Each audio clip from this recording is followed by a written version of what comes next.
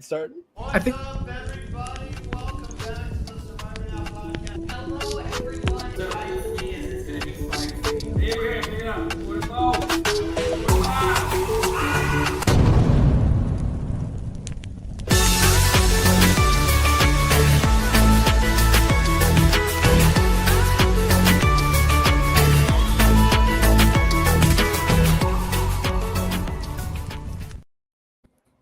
Welcome, everyone, ladies and gentlemen, boys and girls, to the Thunderdome. That is Survivor Stockwatch, Season 48, Episode 2. With me is Josh Elliott Pickle. Full name on the StreamYard, too. I don't know if you're listening on Spotify or YouTube, but the full name, I gotta join you, but it'll go back to my dad. I don't want people adding my dad on Facebook. Josh, how was your day so far? I know you were talking about it earlier. You can't spoil it. Really good. I watched that episode again this morning just to make sure I had everything in line.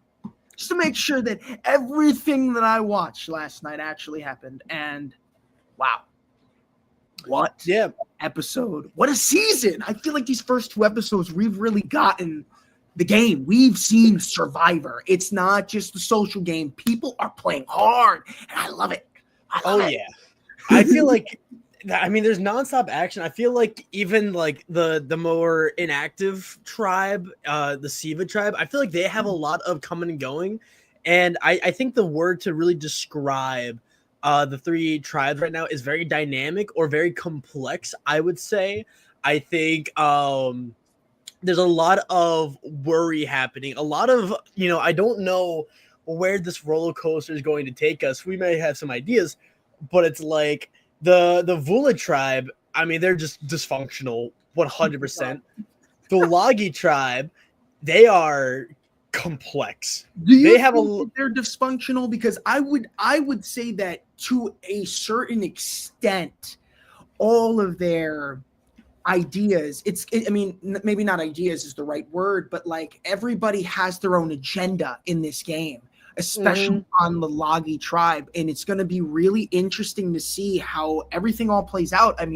We know that Star doesn't have a vote, but has the potential to get an idol. So there's something there. But we also have, Thomas getting a steal vote, which I think out of all the advantages, the block vote and the steal vote, that is the better advantage to have. So I think looking at it, we had Thomas who went down the steal vote path, Mitch who went down the block vote path, and Mary probably would have gotten an extra vote if she won. Yep.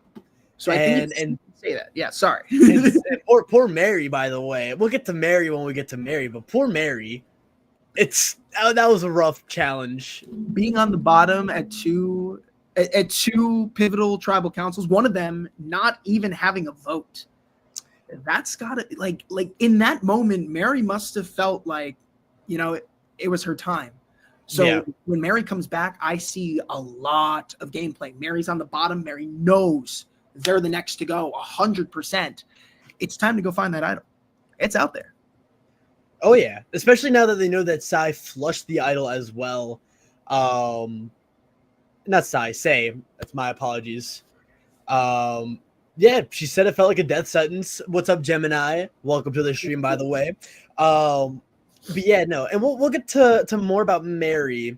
But just straight up, did you enjoy the episode? I feel like I know your answer. I feel like you're very enthusiastic, very optimistic. Was this your favorite episode 2 of the new era? Well, of the new era, no, absolutely. There's so many different episodes that you can go off of, and it's still a very young. No, I said episode 2, like your favorite second episode. Oh, favorite second episode. I couldn't tell you, but what I can say is that this season has really started off strong. We've seen a lot of great gameplay early on, and usually it takes a while for, the audience to see the gameplay progress. But there is at least 2 or 3 players playing really hard on their tribes early on, and I like it. It's been I feel like the best way to explain it is I feel like this is a lot of old school level mindseted players playing in the new era. It's people who can be really loyal and keep strong alliances together and stay tribe strong, but also play the new era style of, looking for the advantages quick, like trying to find that within. And I think everybody made an alliance on day one or had a 4-group alliance on day one. They really got into the game. So there's no time for playing on Survivor nowadays. You get on, you got to find your people, and you got to make sure that you're working quick because people can be quicker. Oh, it reminds me a lot of, I feel like Samoa, I think, is a pretty interesting comparison for the season, because I feel like Samoa in Heroes vs. Villains in that era of Survivor was kind of channeling the old schoolness of like, we still want a hero, we don't like our villains, and we still want to be loyal, but there's also that gaminess where people understand like sometimes you do have to make deals and sometimes you do have to deal with it. And we're still seeing parts of humanity. We're still seeing the parts of, people not wanting to betray their best friend that they've known for 2 days. But we're talking a lot about people playing hard, and no one has played harder than Kevin. What happened to Kevin? Because we had Kevin high. And Look, Steph, you can't go and you can't plan a vote when you know somebody has an idol, because you have to ensure that the people who you're telling that to want to take out Say, because with it, clearly Cedric goes and does a huge move, tells Say about, playing the idol, and also telling Say who to go after. I think that's huge. It's huge for the game. Letting Say know that it's Kevin who is doing it. I was thinking about it this morning. If I'm Kevin, you have to make sure that people are also on board. So you got to wait for someone else to say it. Now, if Justin or Cedric comes up to Kevin and says, we need to figure out a way for her to get her idol gone or to get her out, that's when you jump on board.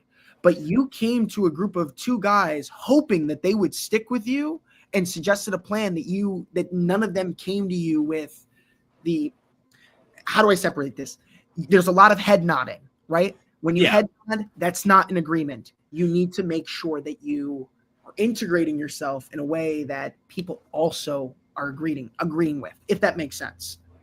Yeah, I just think it's a lack of awareness, because and Jay's blaming the edit. I don't even think it was the edit, because watching the episode, it was very clear that Kevin was playing very, very aggressively, very, very strong, and to an alliance that he helped establish, and already trying to break that bond. Because I feel like it's pretty obvious that Kevin might have had a side deal with Mary, right? Because to what's the guy's name? To Justin and Cedric, my bad, Justin. I kept wanting to call you Mitch. I don't know why. They have similar faces, I think. Like when I'm looking at the board. But no, I feel like Justin and Cedric are very loyal players, and they don't want to rock the boat too early. That's a hot take. That's a hot take. I'm gonna stop you right there. I don't think Justin is a loyal player. Okay. This up to that point. Okay. Up to that, we'll get to Justin too, because what I say about Justin will contradict what I'm saying now. But I'm saying in the moment when Kevin's going to them about the plan, they're pretty chill, and it's the early game, so they don't want to make a big move off the bat. They want that alliance of 4. They want that structure. And if you are Justin or Cedric or even Say, and you see Kevin trying to weasel Say out of the alliance to get Mary, that is a clear attempt that Kevin is just trying to divide and conquer and trying to play hard. And I agree with Jay. Justin played the middle perfectly. Let's save all this Justin talk for when we talk about Justin. I think Justin is a big player here on Vula, but I don't know how far it's going to get him. I don't know either, but who we don't think it's going to go very, very far is Say, who we have dead last. Well, I have Say at the bottom. Okay, I would. you can use Say as a shield, but Say has no power now. So this leaves a lot of room for Mary to work to say, hey, listen, people, listen. Is this somebody that you can really work with moving in the future? Like, is Say going to be an ally that's going to bring in more allies and is going to help create more bonds? Or is Say going to help jeopardize your tribe? That's the big question here. And I'm really hoping that Mary has a say in this next vote. Because Say, you gotta go. I mean, I love Josh again with the puns, That's I think the fourth pun, and of course Gemini. We apologize about last week. It won't happen again. I promise. I'm now able to stay up until 3 a.m. watching Survivor again. So shout out to me. But now I do have a question for both you and the audience. I want to compare Say to a player because a lot of players are saying Say is the new Rome, which I think is unfair and unjust. I don't think Say is the new Rome. I think Say is the next Russell Hantz, personally. Because Say, maybe not directly, is still getting her way. Say is a big player, and she's playing very, very hard and getting her alliance together. I think Cedric, no matter what, I have a better player, I think. Yes. I think Say is the new Michaela. I don't think so. I don't think Rome had when I think of Rome, I think of the one scene where he got up in Saul's face and was like, "Oh no, I'm not going to leave you. I'm not going to leave you alone." Like that whole scene. And I don't see Say playing that level of game. Say is loud and Say is willing to vocalize her opinions at tribal council, which I really respect, because with a player like Say, it's hard to come by somebody who plays so passionately with their emotions and that's willing to vocalize their opinions so openly and honestly at a tribal council.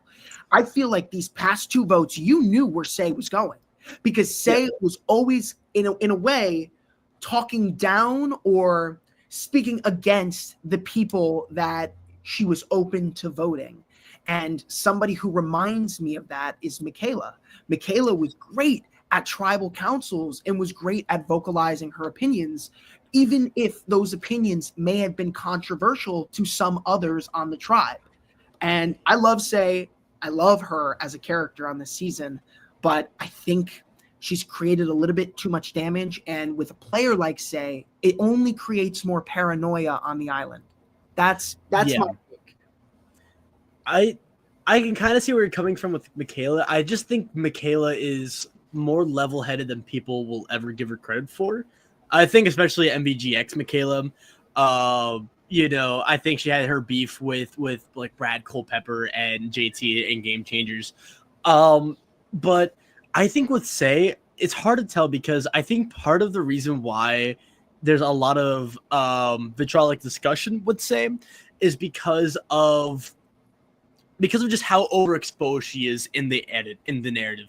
I feel like a lot of scenes on Vula have revolved around Say in some capacity, and I think that we're not getting the full scope of things, because we're hearing how she talks about her game, and that's very cocky. She's very confident. But then there's still Cedric, who wants to work with Say. There's still Justin, who honestly made the move to save Say indirectly. I think Cedric saved Say regardless. But I can kind of see Tony. I see Kage on Tony. You see Tony? I see Kage on Tony. I see Shaheen being Kage on Tony. No. Shaheen is Winners at War Tony. Kage on Tony was like a screwball half the season. All right. Yes, he clutched up. Yes, he beat Wu. Yes, it was a lot less close than people thought. But I also think that Tony got very, very lucky at the final 3. And with the end game playing as it did, I think Tony's one of my favorite winners. I'm not saying that Say is the player Tony, but character-wise, 100%, I can kind of see it. Say's been getting a And lot of professionals too. She's been, I think she's been a highlight of this pre-merge. I'm all for it. I like Say. I just wish she was in a better position. or she was in a worse position and like fighting at the bottom, like.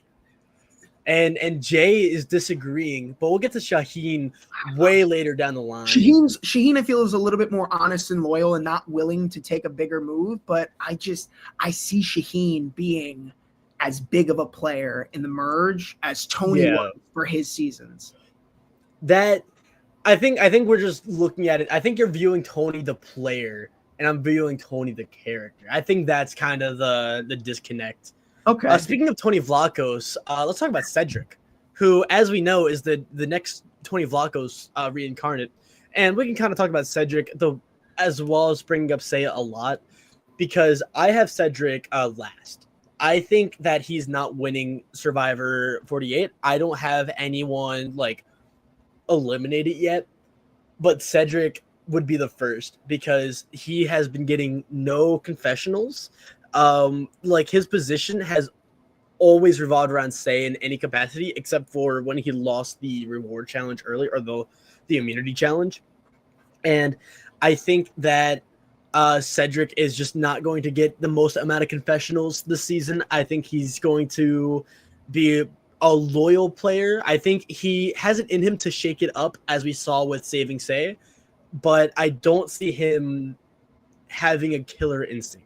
He is in a solid position. I'm not saying he's going next. I'm just saying in terms of win equity, I think that Say has more outs. I think she can grow as a player. I think she can just even lean into being Tony Vlachos, and people would respect that. And I understand that Justin's trying to work with him too. It's just the way the confessional was phrased when he lost. It felt very introspective and not like, oh, I just lost the challenge for my tribe, I need to go back.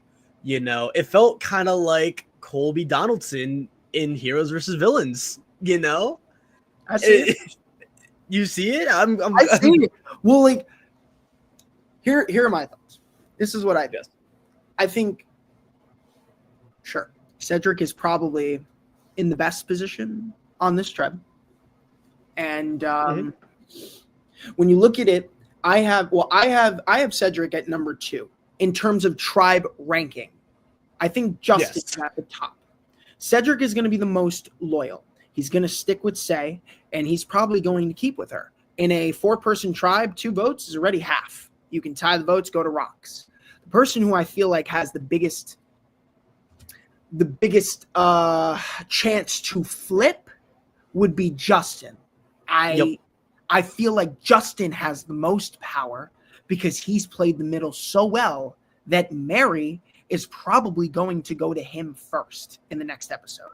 So we'll get to that later, but I do feel like Cedric's downfall eventually will be leaving Mary and Justin out of it. I don't know. They're going to realize that Say and Cedric are really close, and then that might spook them. And Jay, don't give me this. You are an active viewer of Stockwatch. You know we're heartless and soulless. We don't cry. All right. Like, take your emotions to Survivor Social. This is Stockwatch. We play by the numbers now. Like, Cedric seems like a really cool guy. I don't want to disparage him. I just think that viewing the narrative, the edit, and just longevity and win equity, I just don't see it with Cedric so far. I could be wrong. I just don't see him having a Cedric episode. You know? Like, I feel like a lot of the winners, they always have that episode where it's like, it's the coronation, it's the, not even if it's a coronation, but they have like a important episode. So like Gabler had the Ellie boot, right? Like that was the playing thing he could put his hat on. You know, Erica had the Nasir boot, I would say. I can't envision what Cedric's big move will be so far. But that could come out because I think I honestly think we might be looking at an under the radar winner, maybe someone who comes out, maybe a dark horse, one would say. I just don't think it's Cedric so far. I suspect that if Cedric's big move was going to come, it can't be on Vula. It has to be on a tribe swap or a merge situation. But the numbers are dwindling. I feel like it's been ages since we've seen a tribe swap. Like, I'm ready to see a tribe swap again in Survivor. I hope this is the season. I really do. Maybe. I mean, we saw one in 45, so new era tribe swaps do happen, and we had something in 44. We had the tribe switch, which shout out to Josh Wilder for accepting my friend request on Facebook. Jay saying Cedric can go far, vote out like final 9 to weekend. Like, that is, I think, Cedric's calling. I don't think Cedric seems like a sidekick to me. He gives off sidekick vibes, and that's not bad. That's not always a bad thing. Sometimes you need a sidekick. Like, who was it on Edge of Extinction who was like besties with Wentworth? Was it Lauren? Was it David? It was Lauren. It was Lauren. Yep. You're right. It was Lauren. Great sidekick. Like, put Lauren on a season with Wentworth again. You have a season. Speaking of sidekicks. Oh, no, not speaking of sidekicks. We got to put some respect on this one. No. Hear me out. Star might be getting her sidekicks now. She might be getting allies again. Now, Star is weird because she's still. I have a whole bunch of notes for this, so I'm ready to talk Star. You're ready to talk Star? So we have Star at 14. Still the lowest on Loggy. I don't see the longevity. I don't see the win equity. But I do think that I do think she can squeak it out. I think she can be like how I viewed Saul last season of like, this guy's going to go next. And then he just kind of survives, or like how we viewed Kyle, where it's like, he's going to go, but he like somehow lasts a lot longer than you think. I think Star could do that. What do you think? How do you feel about Star and where Star sees in the tribe? Because Star right now finds the beware advantage. Star doesn't have their vote. Star tells Joe first about the beware advantage, meaning that Star trusts Joe the most. But how does Joe feel when Star wants to take the shot at Eva and literally tells everyone else about the idol except for Eva? Yep. That is big. How is that? That really puts a dent in the tribe dynamics, because you have some people saying to lose the key. You have some people that actually want to help, that want to be there. Yeah. I think Shaheen, based on the episode, Shaheen said in the confessional, Thomas is playing way too hard. Actually, I got quotes. He said, Shaheen said Thomas suggested a level of gameplay that now scares him. And also, in his quotes, he says that is way too hard of a gameplay. He's not doing that, meaning he's going to help Star find it. Now, we have a Joe and Eva connection. We have a Thomas and Bianca connection. I think Shaheen finding and helping Star find this idol puts him in a massive position, because it locks Star in with Shaheen. Yep. This is what we're seeing. So I have Star this low only because Star does not have a vote. After this episode, Star is going to skyrocket. Here is my first buy low. Your first buy low? Buy low. This is our ranking right now. This is where it's perceived, because after this episode, this is where we're at. So, yeah, we're going to see what happens. But I'm saying buy low only because right now Star doesn't have a vote. There's suspicion that she may not ever find it, because there are people that are talking about losing it and want to sabotage her. So here's a reason to buy low. But Star is going to find that idol. I think Shaheen hints at it. He even said in his confessional, and says to Thomas, hey, like, she's going to find it. She's going to find it. Star is going to find it. My only thing that does worry me too about Star is because she was so loosey goosey about information. I feel like if you're telling everyone on a tribe something, you have to assume, except for one person, you have to assume that they would find out sooner rather than later because it's day 4, day 5, and Star's just now bridging gaps with people and starting now to build relationships. Thomas told Star, like, I really wish you did this, days ago. And so I feel like Star has to wonder that someone maybe has a good relationship with Eva. I don't blame her for not knowing that Joe and Eva are tight because I think they are an unlikely duo. I think it's not a lot of game has happened yet, so I can't fault Star for going to Joe, but I can fault Star for telling the entire tribe because at a certain point she has to understand that things will get leaked, and I think that's going to also be Star's downfall. I think she's going to have a rise, a fall, a rise, and a fall. Kind of. What's the graph called when it's like that? Rise and fall.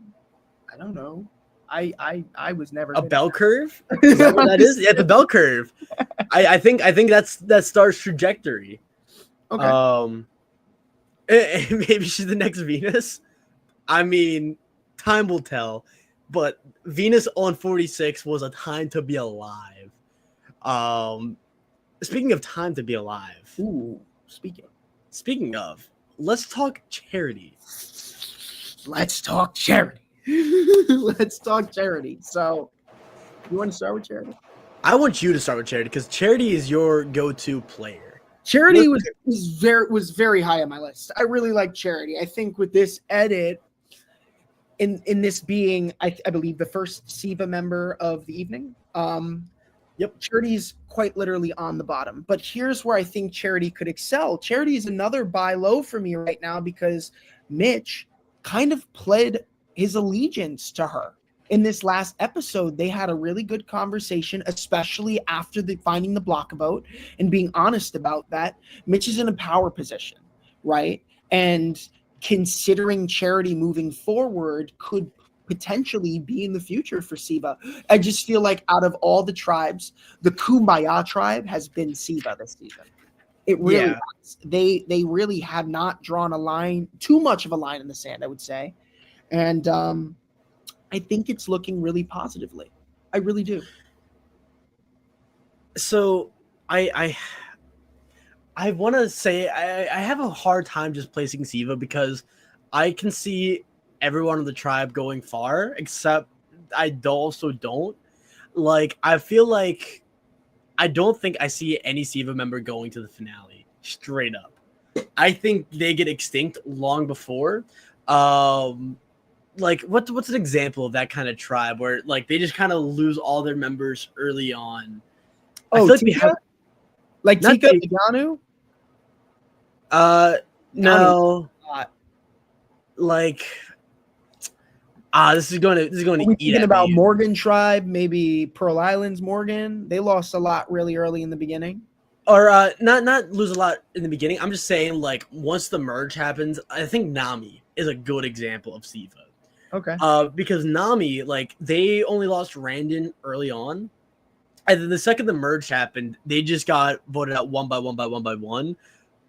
With Liz Wilcox being the star pupil. And you know what? Feet content might be the winning cue. Oh, that's like a hot take. That's I believe the Stockwatch term for that is.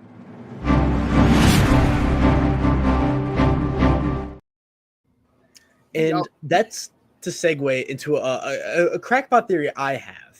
Okay. Right. So, and we'll get to the Camilla when we get to this, but we had that scene about humble traits, right?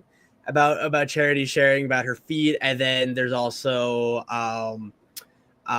Mitch with the stutter. Chrissy talks about her belly button. David talks about his nipples, and I think Kyle also has another one too. Like, Kyle has something, but the only person omitted though was Camilla. Yeah. Did you notice that? No, I actually didn't notice that. Maybe she didn't have anything to contribute. No clue. but that's such a weird omission. Kyle had the war, that's the proper spelling, I believe. I don't really know. I don't know how to spell. Or the callus.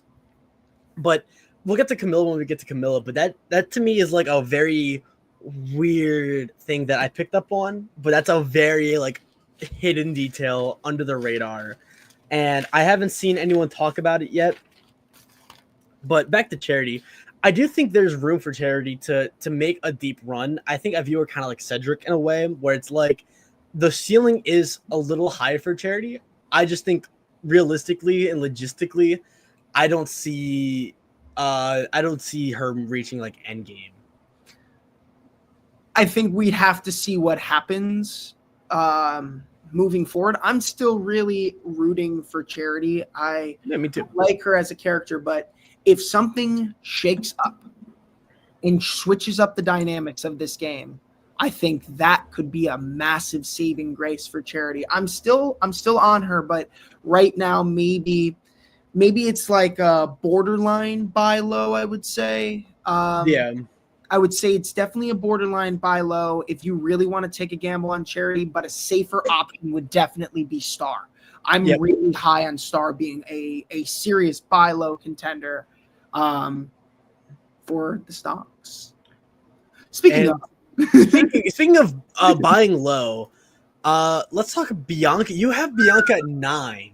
Bianca? That is crazy to me. I have her 9 because I don't see Lagi going down anytime soon. And if it is somebody, I do think it will be Bianca. And here is why. We look at the dynamics. I am perceiving that Shaheen is going to help Star find this idol, which means if the top of the totem pole switches to Star and Shaheen, because they're going to be close together, Star's going to want to bring in Joe. And then it's going to come down to a point where obviously Star is going to want to go after Eva. But I do think Shaheen also feels maybe tighter with Joe because they seem to have this connection, this episode in particular, because when Star goes to Joe and says, hey, listen, I have this beware advantage. Like, let's figure it out. Who does Joe say? Joe says, go tell Shaheen. I want Shaheen. He picked. Out of everyone there, he chose Shaheen to be there. Yep. So that he was like, my alliance knows I'm not doing anything shady. Like, I thought that was a great move on Joe's part. So that was. I think it might bring Shaheen a little bit closer to Joe and says, wow, he trusted me with that to go to that first. That's where I think that Shaheen is going to choose Joe. And if Joe says Eva's got to stick with me, I think that's how Eva makes it through, and Bianca actually is the one who gets the worst end of the stick. I'm starting to put a lot of pieces together. You know that scene in a movie where like someone's like defusing a bomb and then they realize they missed a really important piece and it's too late and it just like explodes? That's what I realized about Thomas, because I'm thinking about it, right? I think we could be set up for a very early Thomas blindside. I think Jay brought it up earlier. Jay said I could see Thomas going over Star, and here's how it's going to happen. Oh, wow. I think Shaheen gets a little scared by Thomas being such a big player, and I think Thomas hasn't kept him and Bianca hidden yet, because Star told Bianca and Thomas together, right? Thomas also pitched that Bianca would join as a +1 to the guys alliance, which kind of got triumphed over Eva earlier. Mm-hmm. And I also think that like people view Bianca and Thomas as like the brainiacs. I think they are a much more obvious link than Joe and Eva. And so I do think that it is very possible that Thomas does go very soon. And I think Bianca could outlive, and maybe, just maybe, Bianca is getting shielded and not getting a lot of screen time because maybe it revolves around a lot around Thomas and what Thomas is doing and what he wants. But if that doesn't last, then maybe Thomas goes out, and then we get a Bianca breakout episode. Yeah, I think that's a really good take because, I mean, we've already seen it in this season so far with Kevin and Mary. Mary really didn't get that much time. It was all Kevin, but it's about, I guess, from the edit's point of view, it's showing that, one of them was really playing a little bit more than the other. And then when you lose that member, how does the other person in that alliance adapt to the situation? How do they overcome that? That's what really poses great Survivor players. We see this happen early on. Rachel loses an Annika. It's on the bottom and then overcomes it. We see this time and time again with Survivor. So Bianca definitely could have that. I just feel that Thomas is a little bit higher in my opinion because we can't predict when information is going to be relayed in these episodes. And having a steal a vote is still really powerful in this game. Taking away someone's vote and gaining an extra vote, 3-vote swing. I think Fishback told us that. Right? Shout out to Fish. I think so. Yeah, he said that in Cambodia. He said when he got his steal a vote, he said that's a 3-vote swing. Which, shout out to Fishback. But I think that's why I also didn't put Thomas dead last, because he still has the steal a vote, and Bianca. That's 3. That's half the tribe. Yeah, Star gets the idol. Well, if Thomas stole, let's say this, Star doesn't find that, right? Star doesn't find the beware advantage. There's no vote. There's 5 people at tribal council. Thomas at the next tribal, if he feels like Bianca's in danger, he can just go and steal Eva's vote. And now only 4 people can vote at tribal council, and they have 3 votes. It's 3-vote swing. Really dangerous. Thomas has the power on that tribe. If he wanted to, he could go up to Shaheen and lose that key, throw it in the ocean, and say, screw you, Star, you're going to have no vote. And he can have all the power. He can run the show. I'm sure Thomas knows that. That's exactly why Thomas is saying get rid of the key. Because if Star doesn't have the power, I mean, and Thomas didn't tell anyone about the steal a vote, which was an even better lie to just say I didn't play, and that's why you're worried about the evil laugh at the end. I feel like I really hope Thomas doesn't go. And do you think Bianca could be getting the Genevieve treatment? Not saying that Thomas is wrong, but just in terms of the dynamics of like losing your closest ally and then becoming a lot more in the fray of the narrative. Do you see that? Yeah. Speaking of just Eva and the dynamics, let's go to Eva, who is number 11 or number 10, number 11 for us. Eva's a weird player because a lot of her content feels very personal based. She just feels like a very big character in the season, kind of like Carolyn of 44. I would even say Emily Flippin of 45. Okay, well, I don't think Eva has been as vocal, but I definitely see Carolyn. Actually, when Eva came on this season, that was the person who I kind of, felt Eva was kind of going to resonate from anybody if we had a pick from last season. Eva has a great personality. She does. I love her. And I don't just mean like, oh, she's Emily Flippin. I just say like Emily Flippin felt very more introspective, and a lot of her big moments were really about her character. And I think that's what we're getting with Eva. I don't think she's going to be the greatest strategic player because when you look at what she's actually doing on the island, this was a pretty bad episode for Eva because she pretty much isolated Star by saying that she can sit out of the challenge, which prompted Star to have a whole idol hunt where she pulled in everyone on Logie except for her, which worked to varying degrees, because I think she didn't get Thomas or Joe, but she could have gotten Shaheen. And I think if Ava just, worked on mending that relationship with Star a little better, then maybe. But I also can't just say, like, Ava should have done this, that, or the other thing, because no one likes a backseat player. But what do you think about Ava as both a player and her longevity in the narrative? I Yeah. I really like Eva. I think they're not showing so much of Eva the second episode as they did the first, but I still do feel like Joe is somebody who's looked at from everybody that they can trust him. And I think that that's really what's going to matter, is that people are going to look to Joe for trust. And if Joe is vouching for Eva, he needs to be a little bit more vocal for her. He's got to play the game. I think he's waiting a little bit, but at the right time, Joe's going to have her back.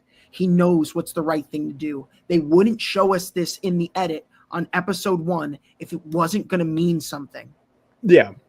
I really, really do think that Eva's going to go a lot farther than we think she is.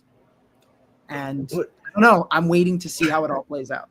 I feel like we could say that just about Logi in general, because they just feel like such a they just feel like a perfect tribe. I think someone was a team captain and someone picked 6 people, and I think they concocted this tribe because it feels so imbalanced comparing Logi to Vula.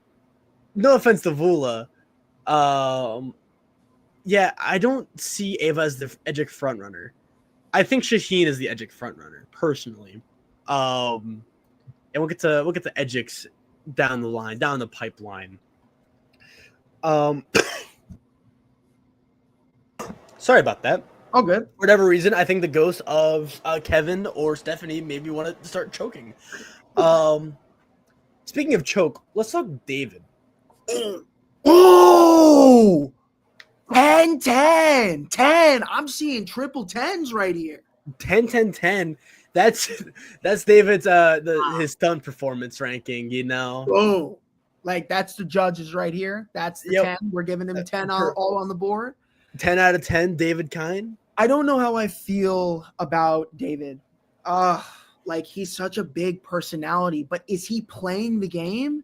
Is he making social connections? He's in an alliance, and I think that that's going to get him somewhere, but like his lack of finding somebody on that tribe who he can genuinely connect to is what's going to kill him. I really don't think, now that the idol's already been found, now that an advantage has already been found on the journey, David's in a really tough spot. He's in a really tough spot. And yeah, I honestly feel like he's on the bottom of that alliance. I keep switching between Chrissy, between David, on who's bottom on the alliance, but that alliance is Kyle Camilla all day, and it's looking scary. I don't know why nobody's really put it together that they're huge. They're like hugely involved within the game. Yeah, I kind of disagree though. Okay. I think Jay has a good point. Clark Charity and Mitch's alliance. I think he was aware of the idol hunt as it was unfolding. I do think Chrissy is kind of, I think of anyone, I think David has, or she has David pretty high. Sorry, the ghost of the Jamaican beef patties lodged in my throat. I think his biggest problem is that he's a little too one note as a confessionalist. As a narrator, he's very like, he's falling under the same pit traps where he's like, he keeps making the same jokes and same references, but he is the narrator on Siva. He got the most amount of screen time, and it wasn't really close. It was him and then Charity in episode 2. And only Kyle has more confessionals overall, mainly because of the journey last episode. And I think that line right there makes me very worried. I don't think he's making it far, but I do think that he is one of the larger players, and I think people are underestimating him. I think people being the audience, because of how one note of a character he's been. Not saying there's anything wrong with that. He just reminds me of Mr. Spectacular from Big Brother. You said that last episode too. You said that. I also think I said that might have with like Robert Loden from BB4, but no. Mr. Spectacular, Big Brother 10, look him up.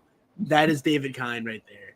And I just don't see David outside of, like, I don't see him how he's interacting with anyone on Lagi or what's the other tribe? I'm so bad at Vula. Survivor needs better tribe names. Can we tweet at Jeff Probst and get better tribe names going forward? But no, do you think he can like make endgame? Like, where's No. his longevity? I honestly feel like he'd be like a first, like one of the first people that you get out in the merge. Like if they're going to target any alliance or any grouping from the Siva tribe, like David's probably going to be the one who they go after first, because I think he'd make it to merge. I do feel like Siva really has been the Kumbaya tribe. Like, we really have not seen the line drawn in the sand. I mean, does that mean that Siva's actually going to be the tribe that doesn't go to tribal? I don't know. Maybe. Usually the editors show us things for a reason. They show division because they want us to have insight as to what's going to happen at tribal, but we really haven't seen too much insight on Siva. So I think Siva as a tribe had a really good edit this week. Really good. You had Mitch being a highlight of this episode, but I feel like, they're going to have the fishing supplies. Go boost that tribe morale right now. You guys have not lost. I don't think you should be upset. Fishing gear can do a lot. If David's going out and fishing, go bring some fish. Come on, man. That'll boost your win. If David catches a fish, I will put him in the top 5. If David is showing catching a fish, catches a fish this season at some point, I'll put him top 5 next week. Top 5 next week? Top 5. If he catches a fish, I'm putting him top 5. I'm gonna make him a top 5 ranking. A top 5. All right, you hear that, David Kine? Go catch a fish, dog. Catching a fish, that can help. Speaking of fish, and I'm going somewhere with this. We're going over to Mary. Ooh. Who Why would you call her a fish? Because she knows when to sink and when to swim. And I think Mary has a lot of really good upside potential. I have her number 6 because I think that she was shielded last episode. I think she was shown to be very aware. And something I wanted to point out, something I take note of small things. And we'll get to, I also have something very small I've noticed when Justin was talking to Cedric about voting out Kevin. We'll get to that in a second.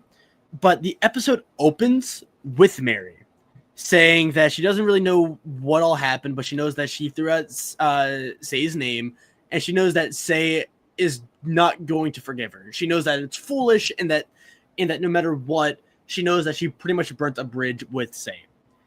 And then it goes to a confessional from Say saying, I want to lie to Mary and make her seem like it's all okay, and I'm going to do a good job at that.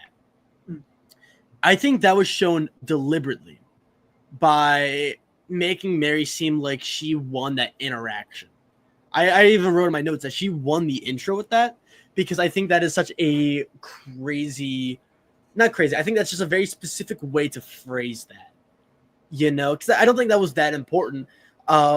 If we weren't shown that Mary wins the war between her and Say. And that's what I think happens. I think she absolutely wins the war. Sorry.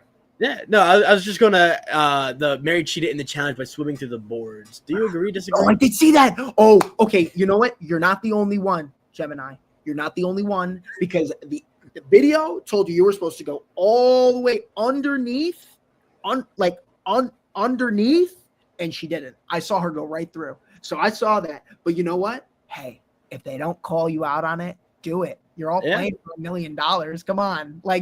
You got to play hard. You're trying to win. Let's do it. It'll just be in a top 5 ways Survivor players cheated the challenge video that is bound to happen. I think you spoke great about Mary. I'd actually, if you would consider her on a buy low spectrum, I would say buy low here, because I do feel like it's leading up for Mary to find her place and her say in this game. And I really think that maybe there's potential. Mary finds the idol. And if it's anything like Survivor 47, where they do this whole big idol hunt as the first idol, The second idol might be a little bit easier to find, just like Sue. That one was pretty. I mean, the red paint one. I mean, obviously that's harder, but like, it seemed. Actually, let me ask you: would you rather go through the steps that Gabe had to go through last season on an idol, or would you rather have to deal with a red paint kind of idol hunt? What would you prefer?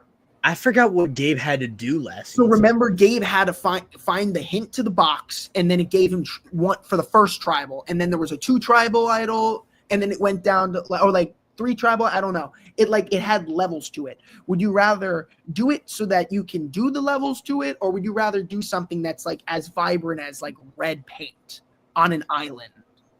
I think it depends on context, because I think if it's like red paint on an island, I think as mad as everyone's going to say or be, I think you just have to tell an ally. I think if I worked up a good alliance with someone and I had my choice, I could just be like, yo, Josh, I found this idol, but it's covered in paint. Would you tell me? Actually, no. I'll tell. Would you not tell me, Will? You wouldn't tell me if you. I would not tell you. You're a self-proclaimed villain of the game, Mr. Josh Elliott Pickle. I don't know who I would tell in this story. I would tell Kara. I'd be like, yo, Kara. I'm like, Kara, we gotta work together. Okay. Because I trust that New York accent. That's what I'm hearing. I feel like because you and Abraham, you would band together. Gemini's saying Gabe, definitely. I see that. Okay, I think it's easier. Yeah. It's easier, and I think if you're in a pickle and you need to be hidden, then I think if you're in a position where you can't tell an ally, then you would just need to have an idol for one tribal. And I think that's what Gabe had. And I don't know if I would tell Jack. I feel like Jack would make it even worse. I think he would like take paint and like cover himself in paint and like run around and be like, yo, guys. But speaking of guys, we are going to take a quick ad break. That works for me. There's no in between. But Josh, pick a number 1 to 3, please. Did I pick 2 last time? I think I'll go with 3. You'll go with 3. It's Todd Herzog. Take it away, Todd Herzog. What's up, guys? I'm Todd Herzog, the winner of Survivor China, and I am here with Survivor Now Podcast, the best source for Survivor information, to show off what I do for a living. So I make custom Funko Pops. If you haven't seen or heard, you can check it out on Instagram at Todd's Pop Shop, or you can message me, toddspopshop@gmail.com, to order your own. And if you mention this podcast, you will get $10 off and a free torch. So it's pretty freaking awesome. I'm going to show you a few right now. We've got Troyzan here, Phil from The Amazing Race, JLP, host of Australian Survivor, and look, little Charlie. Anybody you could possibly imagine or want yourself playing an LRG or an ORG, or just with your loved one or family or pets or anything like that, shoot me a message. I'm happy to make it. You also have the chance to win a free custom pop if you sign up for Survivor Now Podcast Fantasy League. So it's pretty awesome. And it's fun. Like, who doesn't want to be a part of that? So yeah, hit me up. Get your custom pops. It's great holiday gifts, great birthday gifts. We got a new season of Survivor right around the corner. I'm excited. I'm sure you're excited. Let's get this going. Speaking of get this going, let's get the second half of Survivor Now Stockwatch on the road. We're going to... Look, I love her. Okay, so let's talk Chrissy, because what do you see in Chrissy that I don't? Because I before you say it, I think she's in a pretty solid position. I don't think she's in the best or worst position on Siva so far. I do think that if they go to tribal council, I think she stays, and I think she can make a pretty decent run. I just don't see the ceiling for Chrissy being that high. And I think that she's been shafted in the narrative. I think her and Bianca have just been purpled. She only has one more confessional over Bianca. And her big thing was just being a part of that personal moment from Charity segment, you know? So why 7? I have her at 7 because I'm going off of like, let's assume the dynamics stay the same, everybody combines, but like all the alliances stay the same. That's kind of Yeah. how I rank it. And Okay. overall, when I see everybody comparing, I just see like, obviously there's just a strong pact on Logi. I just don't see them really being defeated because I perceive them as being the power players in this game, just because they have a good alliance, and I don't know why I'm so high on that on the Joe Thomas Shaheen deal. They got power, and I think I really like their stories. I think that they're going to be the narratives that drive the merge, and they're just preparing us for that to happen. But I don't think Chrissy is in a power position at all. I think she's, because I think her number one, I think if she was in a duo, it would be with David. I think that was just loosely associated. Like, I think people would loosely associate them. Really? I just feel like I look at a lot of more active players, and we haven't really gotten a big glimpse in her strategy so far. We kind of heard her approach to the game being similar to her occupation. That was a good confessional. It's just, it's like a flower, you know? It's like getting a flower. You get a beautiful sunflower, you water it for one day, and then bam, just overexposure to sunlight. And like, fine, I guess, I think is how I would describe Chrissy so far. And I could see that too. I could see her being like, you know, like Sue, like Julie, like every other older woman to play New Era, you know, which sucks. I think that Chrissy, though, here, okay, this might be a hot take. If we're talking about it, I feel like Chrissy, if we had to compare between Maria and Sue, I feel like Chrissy is more on a Maria side socially. I just, every single time we see Chrissy just is having a really good conversation, is really positive and really outgoing. And I love that about Chrissy. I love that about her. I think if Chrissy makes it to the merge and Chrissy's back gets turned to the wall, I don't see Chrissy. I see Chrissy as a very old school type player, focusing on the social, not the strategic New Era that everybody wants to rush and do, like Kyle, David, and Camilla. This is where Chrissy shines. Kyle found the idol, Camilla helped with the idol find, and David was the first person to be told about right when Kyle found it. Where was Chrissy? Chrissy's Exactly old school. Chrissy's not going to be perceived as a threat. When Chrissy gets to the merge, everyone's going to want to work with Chrissy. Or say, we're not going to vote Chrissy out because we like her, and she's not a threat. This is why I have Chrissy going so far, because Chrissy's going to make it. Chrissy's really in a really good spot in that alliance, just in that tribe. And I feel like, you know, if Mitch and Charity need to pull her over, they can pull her over. Get her going. But that's the thing, though. It's like, I think, yes, if people could say, like, oh, Chrissy's fine, like, we like Chrissy. But, like, if Asiva has to go, Kyle and Camilla, they're going to vouch for each other. Mitch and Charity, they're an established duo as well now. And so and David has been very cocky in his confessionals. And so I feel like he's someone who is not set up to go very far. And so what if Siva goes to the merge and they don't go to tribal at all, and David wins the first challenge, and everyone's like, we need to take out a Siva, and Charity and Mitch, they go off and they join up with, like, I feel like they're like Logi people, you know. I could see them going to Logi and being like, yo, what's up? I could see Camilla and Kyle going to a very fractured Vula and being like, hey, you know, we have power, we can make something work.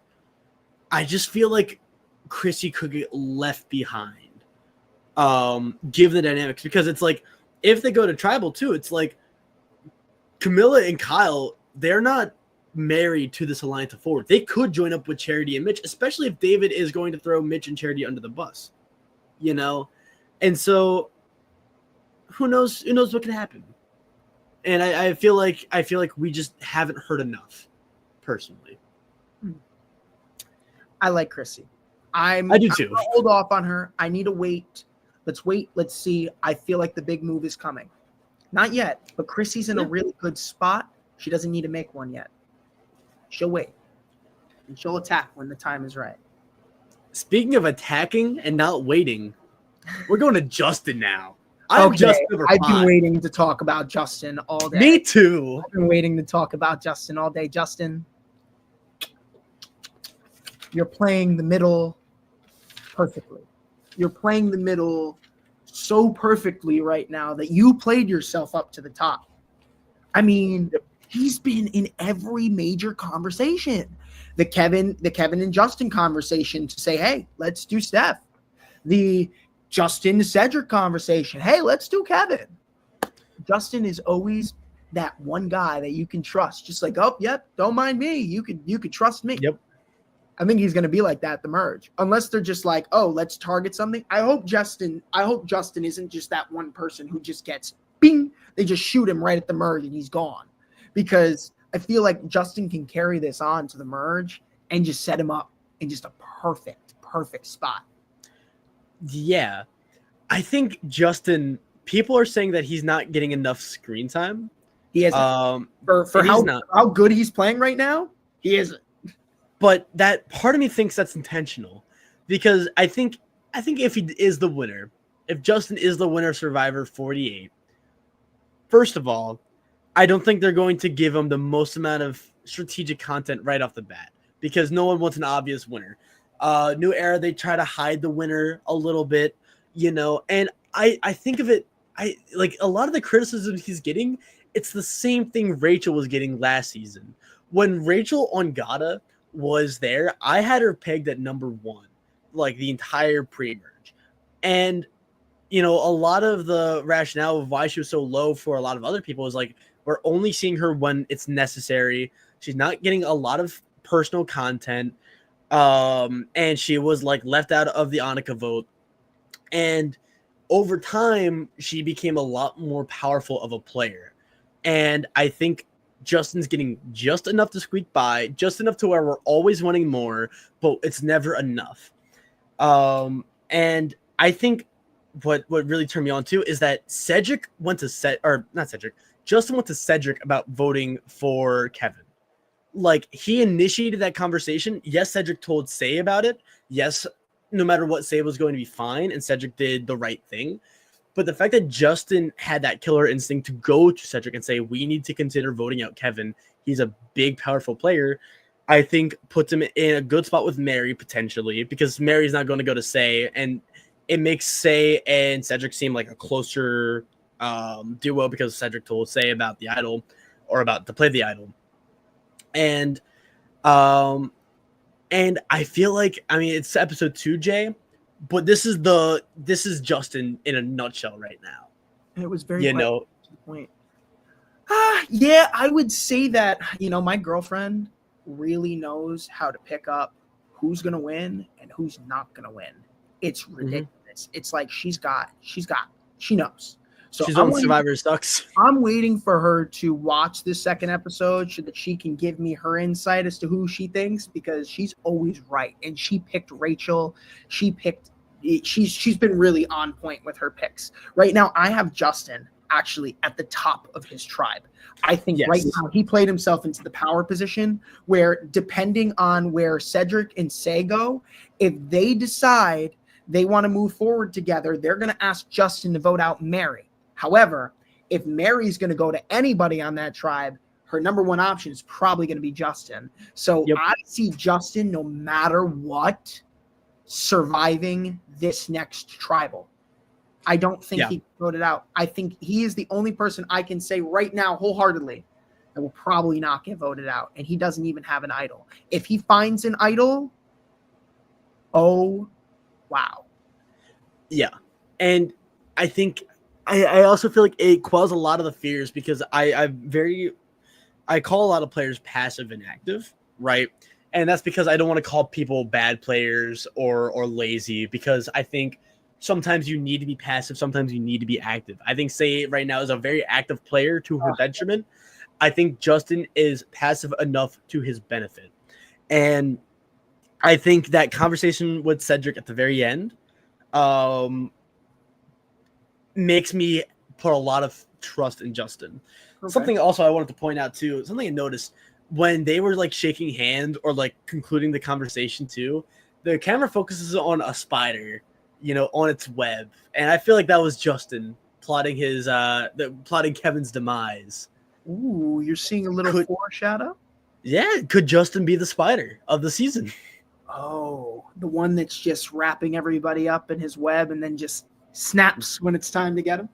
Yeah. Oh, I like that take. I like Justin. Actually, Justin this week is probably one of my keepers. If you got him, keep him. Like him, keep rooting for him because he's going to do good and he's in a really good spot. Pre-merge, I can see a tribe swap, or I could see making merge if they just stay on their tribe and we go all the way up into a merge situation. I'd see Justin surviving.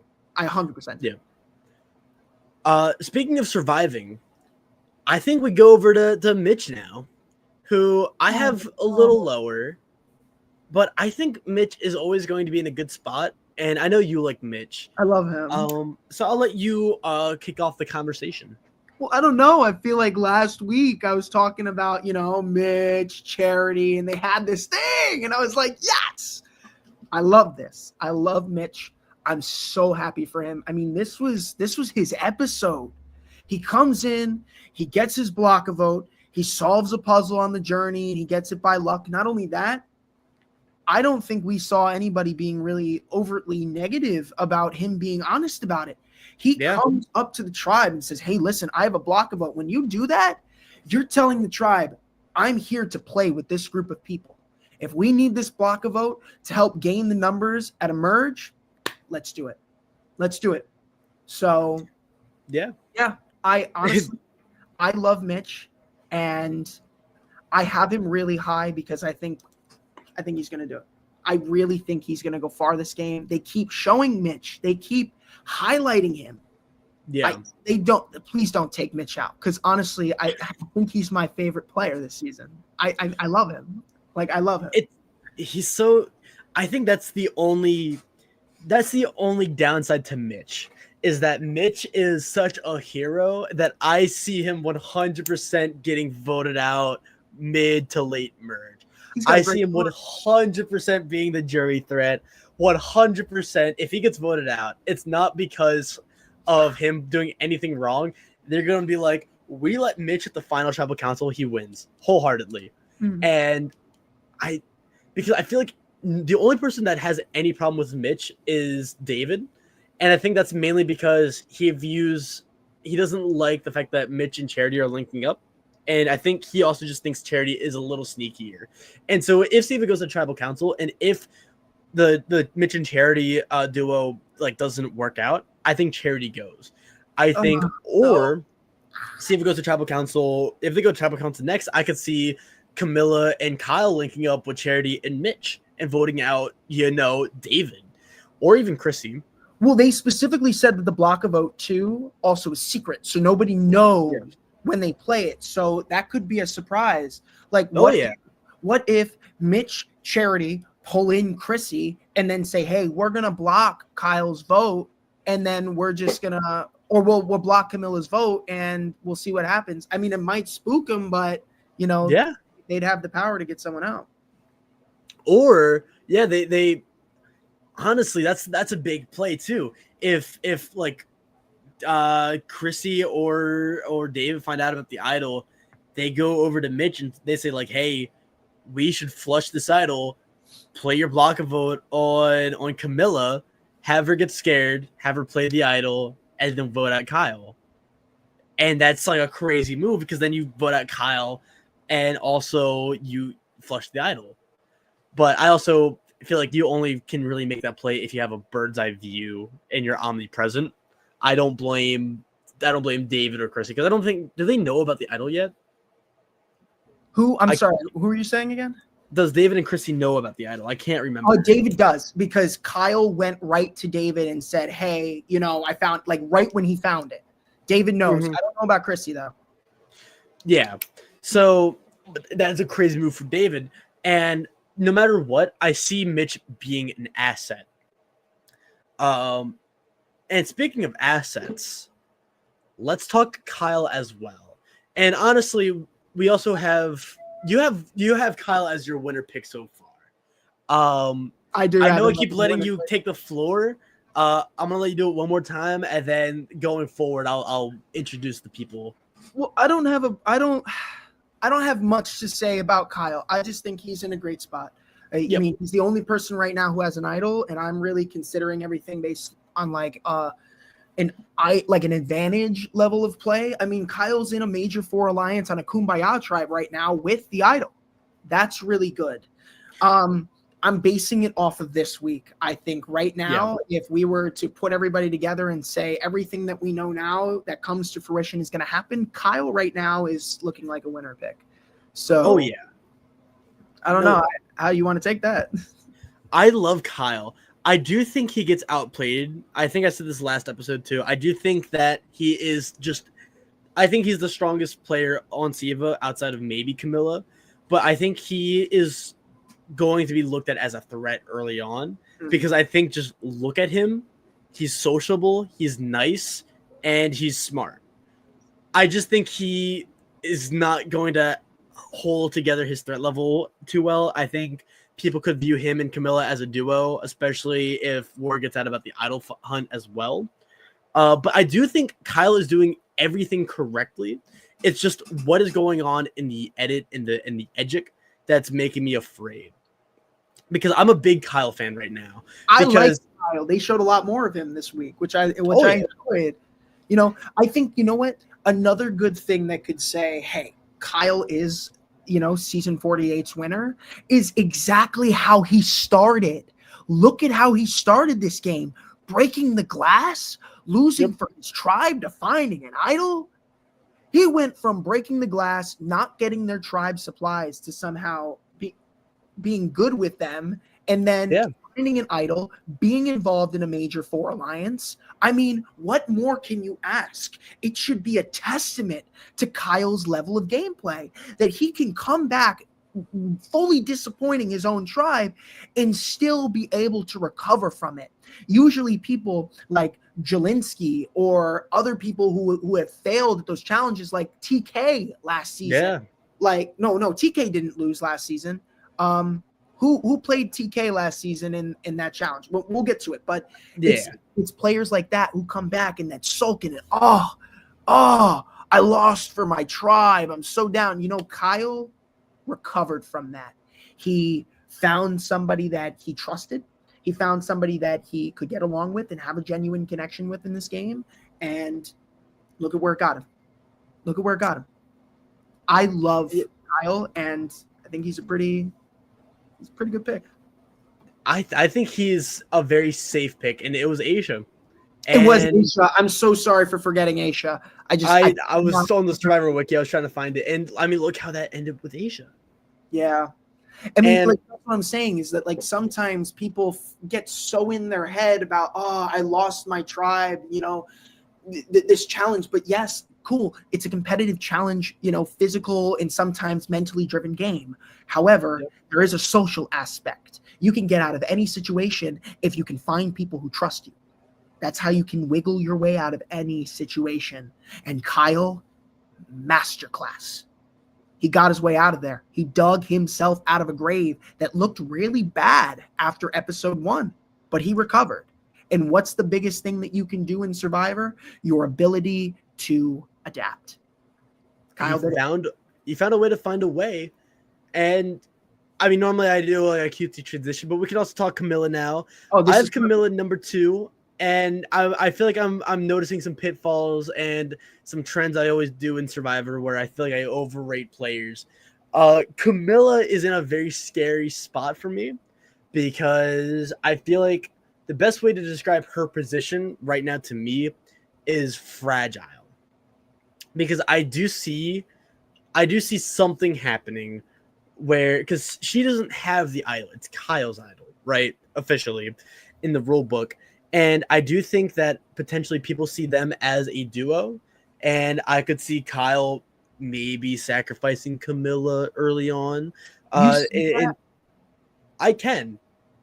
I think she's in a great position, though. I think she's playing hard and not getting in trouble for it. I feel like Camilla is the messier player out of Kyle and Camilla. And that's where I feel like people might target Camilla because she's playing harder than Kyle, and they might do it to hurt Kyle. Exactly. They might vote Camilla out specifically because, like, I'm just so surprised that nobody's saying, hold up. Why am I putting myself in an alliance where there's two people who are obviously closer to each other in this game? It's scary. Yeah. It's a really scary thought. And I hope for the sake of Mitch, for the sake of Charity, for the sake of Chrissy, and even David, that they pay attention to that a little bit more in depth. But at the same time, too, though, I don't see Kyle getting voted out. If Siva goes to tribal, I don't see Kyle and I don't see Mitch getting voted out. And I think if I had to rank him, I think Camilla is a very strong third, where I feel like it is definitely possible for Siva to go to tribal next episode and like for all hell to break loose and Camilla gets like blindsided randomly. I just don't think that's very likely. And do you think Camilla deserves the idol too? Because she basically just solved the idol for Kyle. I'm actually pulling up the rankings right now that I have for Siva. So right now, this is where I rank. And hear me out. I'm going based off of advantages because I still do believe that Mitch could have the power despite an idol where he could, if he plays his cards right and pulls in one more member, that could turn into a five vote tribal, right? So I have Kyle at the top because an idol can save himself. So he has the best probability of surviving the next tribal council, given the right information. You got Mitch, then Camilla. Camilla's the third. Only because Camilla doesn't have power, but she's also in the best other position in the tribe without an advantage. Chrissy, David, Charity. That's to end it. So Chrissy's at the 4, David's at the 5, Charity's at the 6. And I didn't do a ranking for the tribe, but that is actually just like how I would rank them too. Yeah. I think it's how a lot of people would rank them personally. Well, I mean, that's the thing is that, like, again, Kumbaya tribe, we really haven't seen too much tribe division here. That's why it's so hard. It feels like we're seeing so much of Vula and so much of Lagi that it's really hard to piece. You're right. Complex is a great word for Lagi. There's so many different ways that outcome can happen. It's just, I mean, that's probably going to be the most entertaining tribal council when that group goes and they have to decide, because I don't feel like that's going to be straightforward. I feel like it's going to be a messy first vote. Messy with a capital M. Messy. I mean, do you want to talk Lagi now? Because number 3, we have Joe, who I think is in the best position overall. I do think no matter what, if I was ranking it based on who I think is playing in the best position, I think Joe is number 1, maybe Shaheen, but definitely Joe. And I think he has so many different avenues. And I do think he still has some outs because I think he can still target Bianca and do it in a way that doesn't isolate Thomas. And if that were to happen, if the alliance breaks up, I think Shaheen has the ammunition to talk to Joe about wanting Thomas gone for being such a strong and scary player. And I think Joe would understand that. I do have him below Thomas and Shaheen. I just think that Joe made a lot of promises. He has outs, but I could still see like all of his. I feel like too many people trust Joe. Okay. And I don't think Joe is doing it intentionally. I just think he has too good of a social game where everyone wants to work with him. And so the second he has to like vote out Star or vote out Bianca, I think people are going to be like, Joe just backstabbed his closest ally. Even though he still has Eva, I think Shaheen is his number 2 now. I think he has Star in the back pocket. That scared the Jesus out of me, by the way. Thank you, Josh Elliott Pickle. And what do you think about Joe's position and longevity so far? Oh, this is tough because Joe is in a really, really good spot. However, Joe said it really well. There was a moment where he was, ripping the husk off of his coconuts.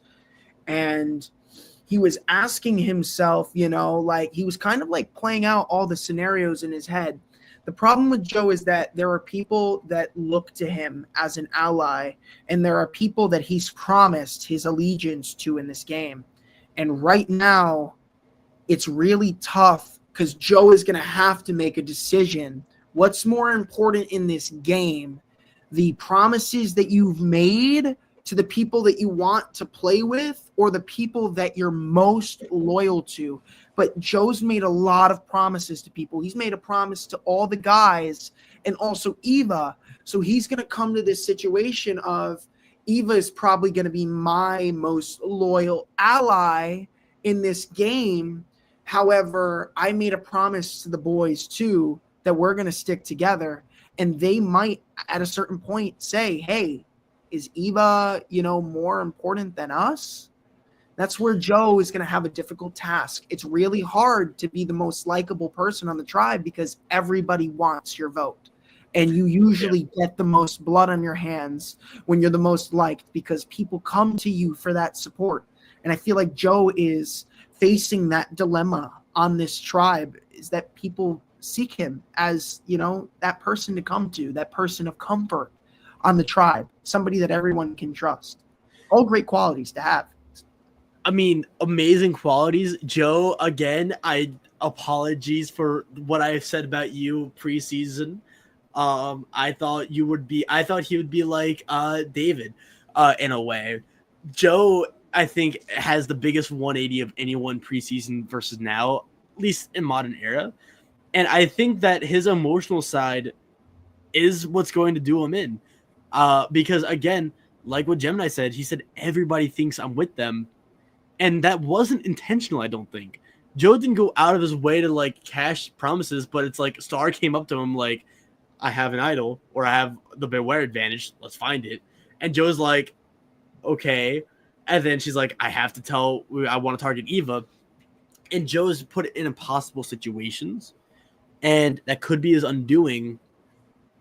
But as long as he can walk that tightrope, I think he does well. Yeah. Who I think is also on a tightrope right now is Thomas. Well, one more thing about Joe. The only reason why I put him at 5 was because he's a firefighter, and I think since he made fire, I perceive that he's going to be a player that's going to be taken out because people are going to say, wait, hold up. He can make fire. Take him out. That's the only reason. Last thing I want to say about Joe. Thomas. That's fair. Ready for Thomas, though. Thomas is great. I think Thomas, if you don't follow these rankings, it's because people saw you as a great social threat.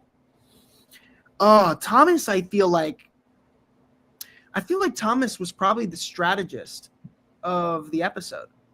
I would say strategist of the episode.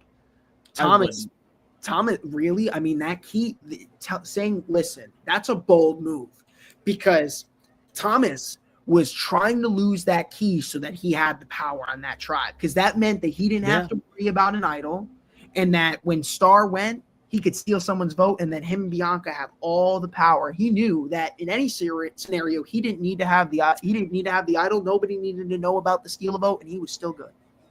Yeah, but I think the way he went about it was wrong, because he went up to Shaheen like, lose it, and Shaheen's like, oh, she's going to find it. And Tom was like, lose it. He played really, really hard, and that made Shaheen really worried too. And I feel like, yes, it's very hard, and I get the strategy behind it, but I think Thomas went about it the wrong way. I think he should have went to Shaheen like, hey, if we want to be really evil about it, like, stop me if you want, but what if we lost the key?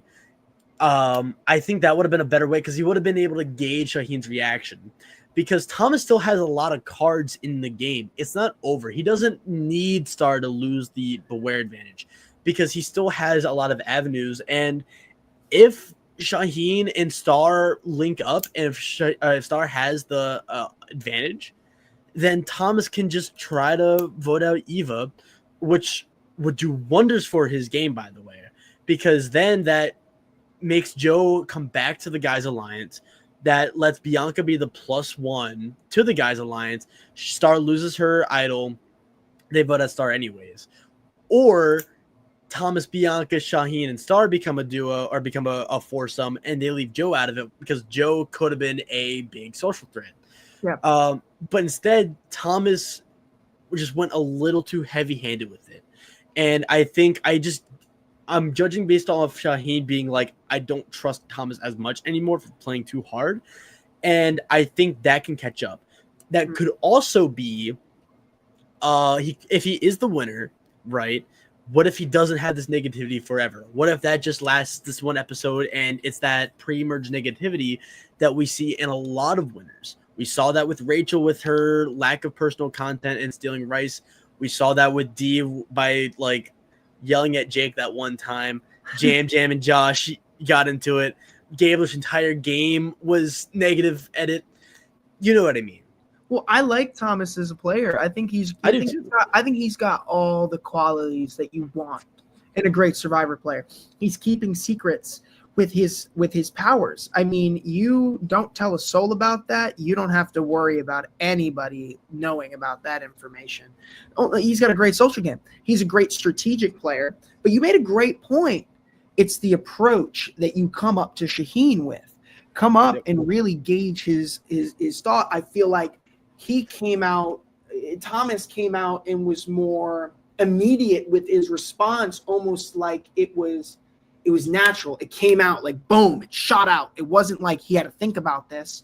It was like this is where Thomas's mind is. It's always in the game and it's really strong. So yeah, he's a strategic threat, and I think this is the moment that Shaheen realizes, whoa, Thomas is a lot bigger than I thought. Does this change his mind about the California girls? Does he go to Star and maybe find his number one? I don't know. Who knows? Who knows? But now Thomas put that thought in Shaheen's head, and I think there's a lot of room for Thomas to cool his jets and understanding that he's in a really good position, and just let the game unfold. Because you can't force the game to go on unnecessarily, as Richard Hatch put it back in Survivor Borneo. And here I am quoting Richard Hatch. Speaking of Richard Hatch, I had to do it. Welcome back, Richard Hatch. Shaheen, I think, is back, winner. Richard Hatch. I'm sorry. Welcome back, Richard Hatch, Tony Vlachos. Shaheen, I think, played this episode the best. I think he was the strategist of the episode because or not even strategist, but like the social butterfly, maybe. Because in everything, man, everybody came to Shaheen. Shaheen had a conversation with everyone. It was great. It was a great episode for him. What do you think about? Why don't you tell me? What do you think about Shaheen in this episode? I think Shaheen played it perfectly because I think that he understood the dangers of Star finding an idol, and I think that it's clear that he has good, like, he's tight with Joe enough to where Joe told Star to tell Shaheen about the idol, and then Shaheen really took over Joe's spot in helping find the idol, and I think we keep hearing him and we keep hearing his thought process, and he laid it out. He said he can either help Star fully, help Star halfway, or sabotage. And I just feel like he has a very good head on his shoulders constantly. I think he's never putting all of his eggs in one basket. And I think that whole idol hunt was just a small part of Shaheen's game so far. And I don't know who he reminds me of, but he just reminds me of like a cool, calm, collected player. Do you know who he kind of reminds me of in a way? Earl Cole. Oh, you were saying Tony Vlachos. I'm saying Earl Cole, King of Fiji. Wow. I mean, he's on Fiji. I mean, Shaheen he's on Fiji, on the islands of Fiji. So I mean, it's not too far off. I really like Shaheen. I mean, I have him as a high contender. It's like, I mean, like he's going to go places. Shaheen has everything that you want in a Survivor winner. I just feel like he's becoming so big of a character that, you know, it's very rare that we see a player be so dominant throughout the entire season. And that's what kind of shies me away from Shaheen in the edit. If this is his winner edit, I mean, and he's just been the front center player this entire game, then wow, I'm surprised he's always been in the mix. I don't think he was the front runner last episode. I think honestly, Joe has really taken over the episode on Loggy so far. I think if not Joe, I think Shaheen. I mean, Shaheen and Thomas, I think, are pretty tied in terms of just raw numbers and the narrative, in terms of visibility. And I think we are set for one more strong episode, and then a cool off. I think maybe Loggy goes to tribal. Maybe Shaheen doesn't have much to say at all. What if he's shafted from the narrative and it's mainly dealing with Joe and Thomas, and they come at heads with each other, and then Star kind of speaks for her and Shaheen? If that happens, then I think that's very classic winner storytelling, and I just don't know. I think it's looking. I like Thank you, Shaheen, man. It's tough. Shaheen. I really like I said, I really like him. It's when I say we've been really high on Shaheen, I feel like our consensus for Shaheen, he's been a top 5 pick since preseason.